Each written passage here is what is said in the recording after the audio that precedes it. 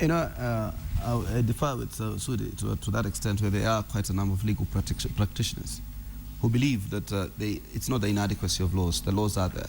You know precisely what to charge somebody who you find with explosives. And these are allegations, my brother. And none of these allegations has been tested and proven in a court of law.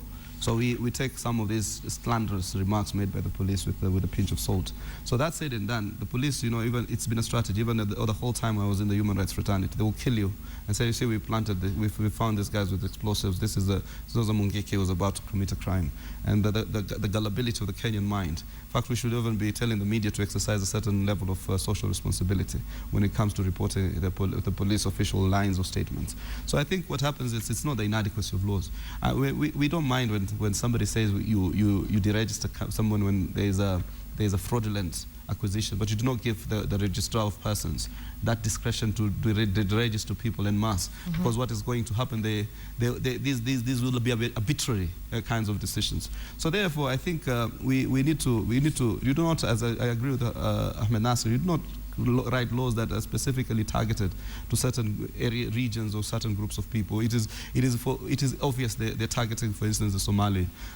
We have had this whole phobia or this whole, xenophobic almost towards the Somali people. We've built a xenophobic kind of Kenyan psyche. But then now coming to the issue of radicalization. Every time, in fact, if you do recall, the radicalization, things have turned from bad to worse. The fact that, in fact, this problem was smaller some years back.